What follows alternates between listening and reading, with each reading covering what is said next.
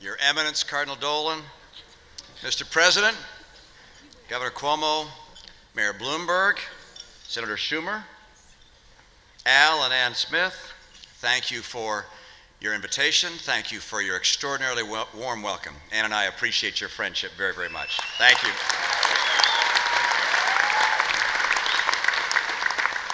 Now, Al, you are right. A campaign can require a lot of wardrobe changes. Blue jeans in the morning, perhaps, suit for a lunch fundraiser, sport coat for dinner, but it's nice to finally relax and to wear what Ann and I wear around the house.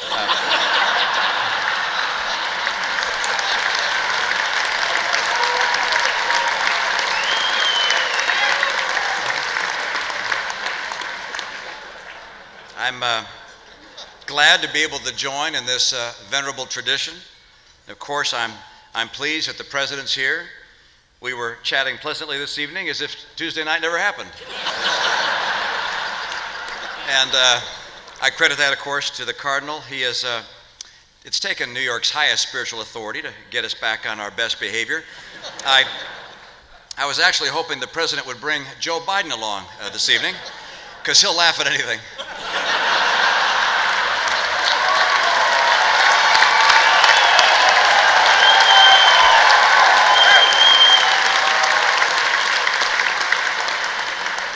Of course, this isn't a night for serious politics, and it was especially nice to see President Obama and Cardinal Dolan sharing the dais despite their differences. I'm sure the Cardinal has no hard feelings, and we might get an indication of that during dinner to see if the President's wine turns into water. Or for that matter, whether my water turns into wine. I'm pleased to once again have the chance to see Governor Cuomo, who's already being talked about for higher office. A very impressive fellow, but he may be getting a little ahead of himself. I mean, let me get this straight. The man has put in one term as a governor, he has a father who happened to be a governor, and he thinks that's enough to run for president.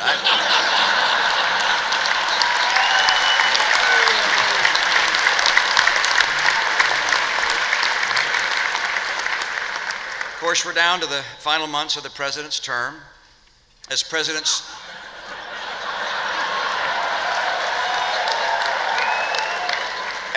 Obama surveys the Waldorf banquet room with everyone in white tie and finery, you have to wonder what he's thinking. So little time, so much to redistribute.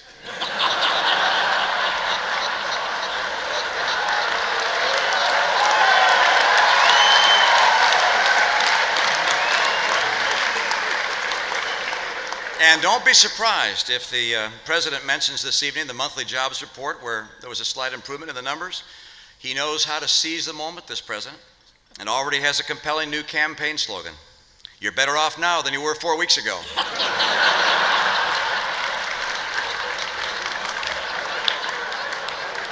You know, with or without all the dignitaries that are here, the Al Smith dinner surely lives up to its billing. Usually when I get invited to gatherings like this, it's just to be the designated driver.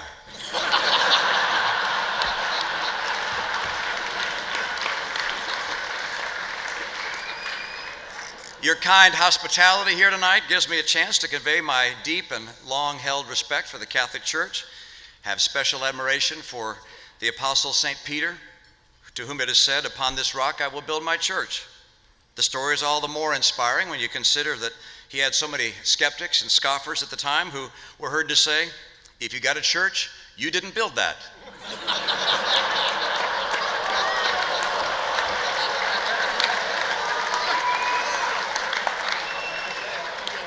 Of course, only 19 days to go into the finish line. Campaign full of surprises. The debates are very exciting. Just the other night, we had a very fun debate. Candy Crowley was there and was happy to welcome us, but people seem to be very curious as to how we prepare for the debates. Let me tell you what I do. First, refrain from alcohol for 65 years before the debate. Second, find the biggest available straw man and then just mercilessly attack it. Big Bird didn't even see it coming. And by the way, in the spirit of Sesame Street, the President's remarks tonight are brought to you by the letter O and the number 16 trillion.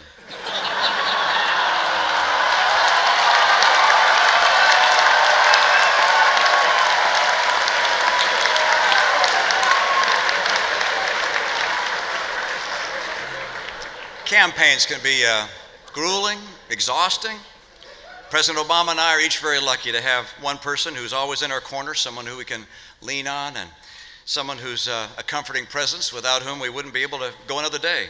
I have my beautiful wife, Ann. He has Bill Clinton.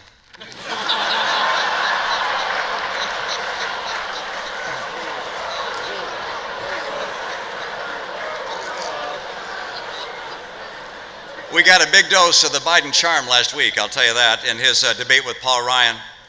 I'm not sure that all that carrying on had quite the effect that Joe intended, because afterwards I heard from the Federal Election Commission. From now on, whenever he appears on TV, there's a recording of me afterwards that says, "I'm Mitt Romney and I approve this message." Of course, rules of fairness have to be enforced, because what other safeguard do we have besides the press? And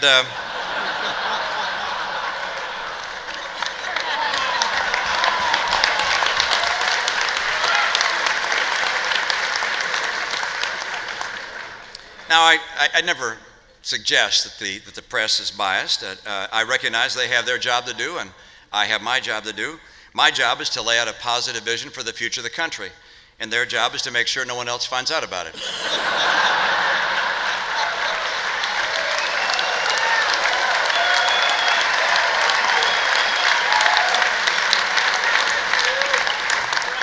Let's just say that some in the media have a certain way of looking at things.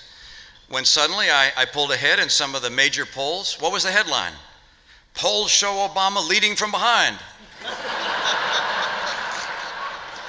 And I've already seen early reports from tonight's dinner. Headline: "Obama embraced by Catholics. Romney dines with rich people."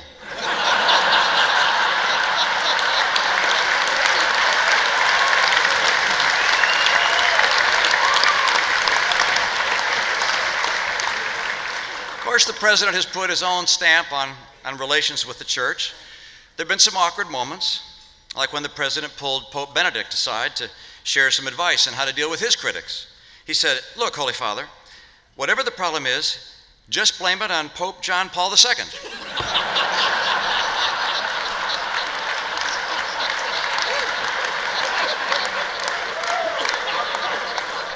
Of course, the president has found a way to take the sting out of the Obamacare mandates for the church.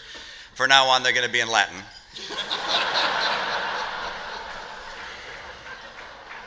We have very fundamental and sound principles that guide both the president and me. He and I, of course, feel the pressures and tensions of a close contest. It'd be easy to let a healthy competition give way to the personal and the petty, but fortunately, we don't carry the burden of disliking one another. Our president has had some very fine and gracious moments. Don't tell anyone I said so, but our 44th president has many gifts and a beautiful family that would make any man proud. You can oppose...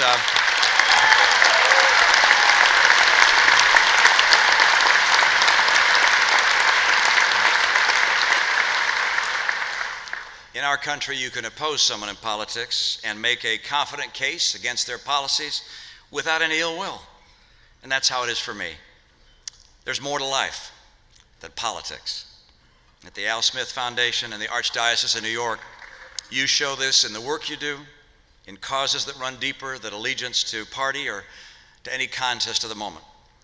No matter which way the political winds are blowing, what work goes on day in, day out by this organization and you. You answer with calm and willing hearts, in service to the poor, in care for the sick, in defense and the rights of conscience, and in solidarity with the innocent child waiting to be born. You strive to bring God's love into every life.